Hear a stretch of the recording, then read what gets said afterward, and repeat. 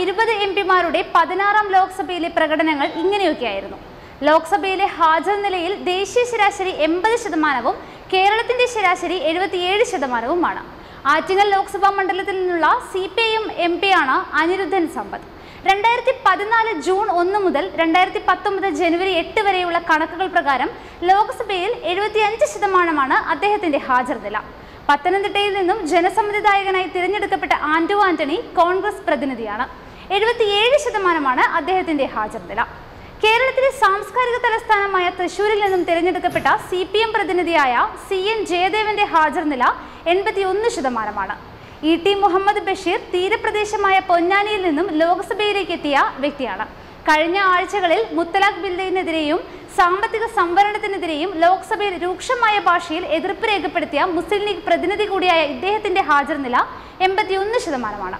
ചാലക്കുടി ലോക്സഭാ മണ്ഡലത്തിൽ നിന്നും ഇടതുപക്ഷ സ്വതന്ത്രനായി വിജയിച്ച ജനപ്രിയനായ ഇന്നസെന്റിന്റെ ഹാജർ നില സംസ്ഥാന ശരാശരിയിൽ നിന്നും താഴെയായി 69%. ഇടുക്കി നിയോജക മണ്ഡലത്തിൽ നിന്നും ഇടതുപക്ഷ സ്വതന്ത്രനായി ലോക്സഭയിലെത്തിയ വ്യക്തിയാണ് ജോയ്സ് ജോർജ്. ലോക്സഭയിൽ സജീവമായ ഇടപെടലുകൾ നടത്തിയ ഒരു വ്യക്തി കൂടിയാണ് ഇദ്ദേഹം. സംസ്ഥാന ശരാശരിയായ 77%-ത്തേക്കാൾ 10% കൂടുതലായി ഹാജർ നില ഉയർത്താൻ ഇദ്ദേഹത്തിന് കഴിഞ്ഞിട്ടുണ്ട്. 87% ഇദ്ദേഹത്തിന്റെ ഹാജർ. കേരള കോൺഗ്രസ് M പ്രതിനിധിയായി കോട്ടയത്ത് നിന്നും ജയിച്ചു വന്ന ജോസ് കെ മാണിയുടെ ഹാജർ 77%. കേരളത്തിന്റെ നെല്ലറ എന്ന പേരിൽ പ്രശസ്തമായ പാലക്കാട് നിന്നും ജനസമ്മതിദായകനായി ലോക്സഭയിലെത്തിയ CPM പ്രതിനിധിയാണ് MB രാജേഷ്. 83% മാത്രമാണ് അദ്ദേഹത്തിന്റെ ഹാജർ നില. കോൺഗ്രസിന്റെ ശക്തനായ നേതാവ് മുല്ലപ്പള്ളി രാമചന്ദ്രൻ KPCCയുടെ അധ്യക്ഷൻ കൂടിയാണ്. കേരള MPമാരിൽ ഉയർന്ന ഹാജറുള്ള ഒരു MP കൂടിയാണ് മുല്ലപ്പള്ളി രാമചന്ദ്രൻ. 94% അദ്ദേഹത്തിന്റെ ഹാജർ. തലസ്ഥാന നഗരിയായ തിരുവനന്തപുരത്ത് നിന്നും പാർലമെന്റിലെത്തിയ കോൺഗ്രസ് പ്രതിനിധിയാണ് ശശി തരൂർ. 86% ഹാജർ നില നിലനിർത്താൻ അദ്ദേഹത്തിന് സാധിച്ചിട്ടുണ്ട്. മാവേലിക്കര നിയോജക മണ്ഡലത്തിൽ നിന്നും ലോക്സഭയിലേക്ക് എത്തിയ കോൺഗ്രസ് പ്രതിനിധിയാണ് സുരേഷ് കൊടിക്കുന്നിൽ. 70% മാത്രമാണ് അദ്ദേഹത്തിന്റെ ഹാജർ.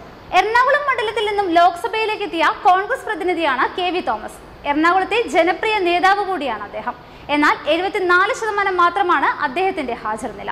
കണ്ണൂരിൽ നിന്ന് ലോക്സഭയിലെത്തിയ CPM പ്രതിനിധിയായ PK ശ്രീമതി ടീച്ചറുടെ ഹാജർ നില 77% മാത്രമാണ്. കൊല്ലം നിയോജക മണ്ഡലത്തിൽ നിന്നും ലോക്സഭയിലെത്തിയ RSPയുടെ പ്രതിനിധിയാണ് NK പ്രേമചന്ദ്രൻ.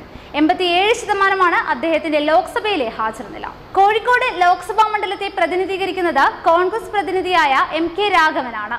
ജനുവരി 8 വരെയുള്ള കണക്കുകൾ പ്രകാരം 76% മാത്രമാണ് അദ്ദേഹത്തിന്റെ ഹാജർ. കാസർഗോഡ് ലോക്സഭാ മണ്ഡലത്തിൽ നിന്നും ജനസമ്മതിദായകനായി ഡൽഹിയിലെത്തിയ CPM പ്രതിനിധിയാണ് P കരുണാകരൻ. ലോക്സഭയിലെ അദ്ദേഹത്തിന്റെ ഹാജർ നില 79% മാത്രമാണ്. അന്തരിച്ച മുൻ മുസ്ലിം ലീഗ് അധ്യക്ഷനും MPയുമായ E അഹമ്മദിന്റെ ഒഴിവിൽ മലപ്പുറം ലോക്സഭാ മണ്ഡലത്തിൽ നിന്നും പാർലമെന്റിലെത്തിയ വ്യക്തിയാണ് PK കുഞ്ഞാലിക്കുട്ടി. എന്നാൽ 47% മാത്രമാണ് അദ്ദേഹത്തിന്റെ ഹാജർ. E അഹമ്മദിന്റെ ഹാജർ നില 64% മാത്രമാണ്.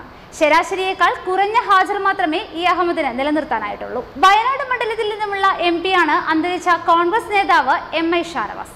68% അദ്ദേഹത്തിന്റെ ലോക്സഭയിലെ ഹാജർ നില. ജനങ്ങൾ വോട്ട് ചെയ്ത് വിജയിപ്പിക്കുന്ന ജനപ്രതിനിധികളുടെ ലോക്സഭയിലെ ഹാജർ നില ഇങ്ങനെയൊക്കെയാണ്. കല്യാണം കൂടൽ, മരണവീട് സന്ദർശിക്കൽ, ഉദ്ഘാടനം, ഇതൊക്കെ നല്ലത് തന്നെ. എന്നാൽ വിജയിച്ചാൽ മാത്രം പോരല്ലോ, ഇടയ്ക്കൊക്കെ ആ വഴിയെ ഒന്ന് പോകണം. വാർത്തകൾ ഉടനടി അറിയാൻ top news Kerala YouTube channel subscribe ചെയ്ത് ബെല്ലൈക്കൺ അമർത്തി ലൈക്ക് ചെയ്ത് ഷെയർ ചെയ്യുക.